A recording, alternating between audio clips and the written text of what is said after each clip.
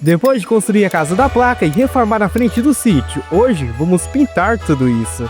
Eu tava tão empolgado com o resultado que nem percebi que tinha deixado passar um detalhe essencial, que são as capotinhas. Então bora corrigir isso e fazer do jeito certo. Primeiro peneirei a areia sobre um balde até atingir a medida de exatamente 12 quilos. Eu usei uma balança para medir tudo isso, enquanto o cimento usei de 4 a 6 quilos. Agora é só misturar tudo isso e ir jogando água aos poucos até formar o cimento. Com a massa pronta e na consistência ideal, é hora de subir no telhado e começar o encaixe das capotinhas. Primeiro passei uma camada generosa de cimento na base, depois coloquei a capotinha. Ela precisa ficar firme e bem fixada, porque ali em cima qualquer infiltração pode estragar tudo.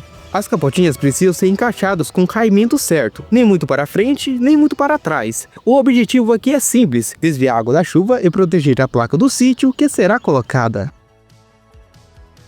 Estamos no dia seguinte e ontem eu já terminei de colocar todas as capotinhas. Fiz daquele mesmo jeito, seguindo aquela mesma ordem, até chegar no final e finalizar. E assim ficou o telhado da casa da placa depois de colocar todas as capotinhas, para evitar infiltrações e também goteiras. A massa de cimento ficou bem, mas bem resistente. E o bom é que as capotinhas já secaram e estão firmes. Enquanto a parte visual ficou incrível.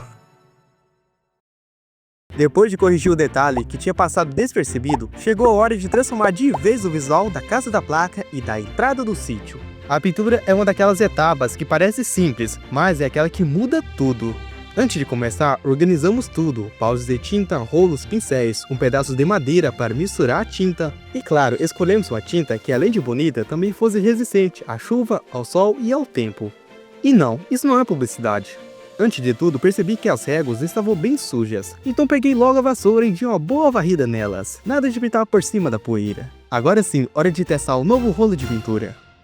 Peguei um pouco de tinta e comecei a passar nas réguas. E detalhe, não misturei água nenhuma nessa tinta. Deixei exatamente como veio. Eu queria ver como ela sairia numa só de mão, sem nenhuma mistura. E guarda bem essa informação, porque isso vai ser importante mais pra frente nesse vídeo.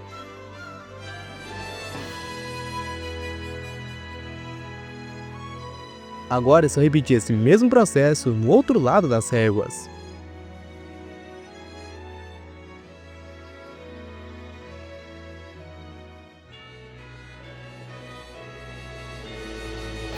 Eu vi que estava demorando demais, então chamei minha irmã para me ajudar. Aqui a gente já estava bem adiantado, pintando a parte de trás das réguas. Com os dois pintando ao mesmo tempo, o negócio andou bem mais rápido. Já era um pouco mais de meio-dia, mas finalmente conseguimos terminar toda a parte cinza. Foram horas pintando e no meio dessa correria eu esqueci de comentar uma coisa importante, a tinta que nós estamos usando. Apesar de serem tintas de piso, acredito que ela tem uma ótima resistência, tanto na chuva quanto no sol. Pegamos a tinta branca, e diferente da anterior, essa eu resolvi diluir um pouco na água, com 20% de água conforme a lata de tinta indicava. Eu queria que ela rendesse mais e ficasse com um acabamento melhor.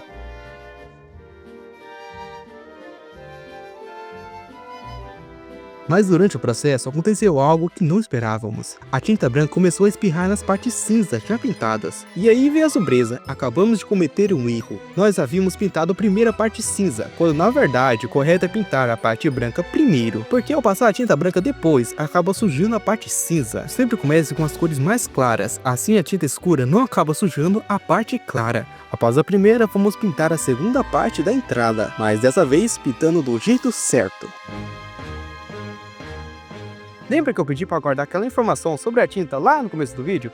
Pois é, agora chegou a hora de mostrar o quão incrível ela é. Quando passamos a tinta diluída, algo surpreendente aconteceu. Ela penetrou muito bem na madeira, de jeito que a tinta pura não conseguiria. Ficou mais suave e cobriu melhor as imperfeições. A diluição fez toda a diferença, permitindo que a tinta fosse absorvida com muito mais eficiência. O resultado, uma camada fina, bem aplicada, madeira mais protegida e um acabamento mais bonito.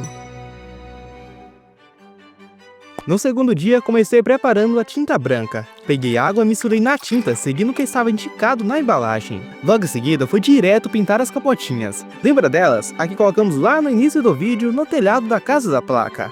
Pintei elas com a tinta cinza, e o resultado ficou impressionante. Depois, partimos para a pintura da parte de baixo da casa da placa. E para agilizar, chamei meu irmão para me ajudar nessa etapa. Enquanto a tinta branca da cerca secava, aproveitamos para seguir com a pintura por ali.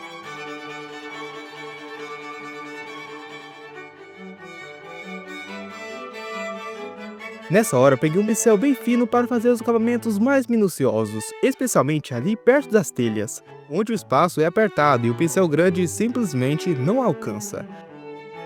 Esses detalhes exigem mais paciência, mas são eles que fazem a diferença no resultado final. No dia 3, tudo aconteceu bem rápido.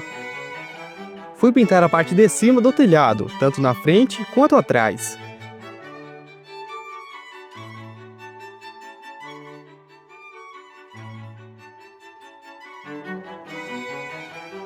E para ajudar nos acabamentos, minha mãe voltou e deu um retoque na parte de baixo do telhado. Foi um dia mais curto, mas que completou tudo que a gente precisava. No dia 4, comecei preparando mais um pouco de tinta. Em seguida, parti para pintar os beirais, de cada lado, na frente e também atrás, todos com tinta branca.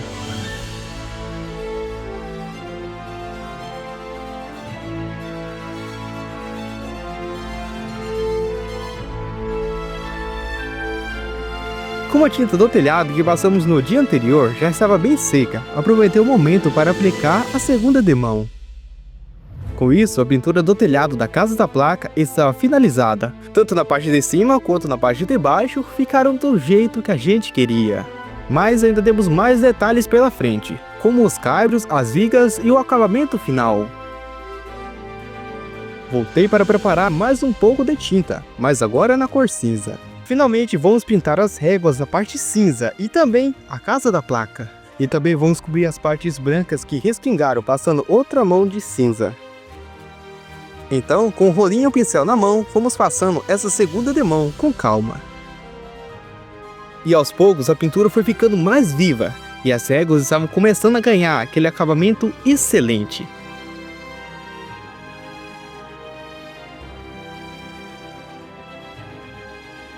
Enquanto meu irmão e minha mãe estavam no outro lado da entrada do sítio, cuidando da pintura por lá, eu fiquei responsável pelos tocos da porteira.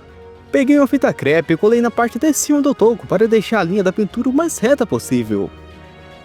Depois disso, fui ajudar eles a terminar a pintura das duas porteiras.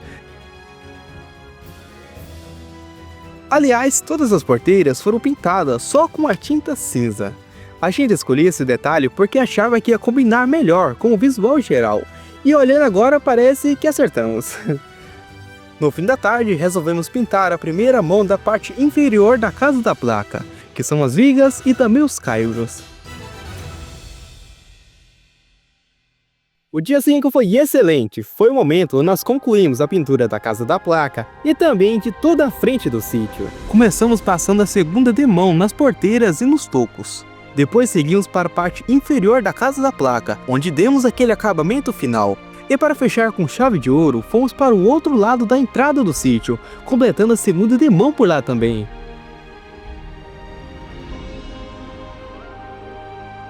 O resultado ficou incrível, mas eu não vou mostrar muito agora não.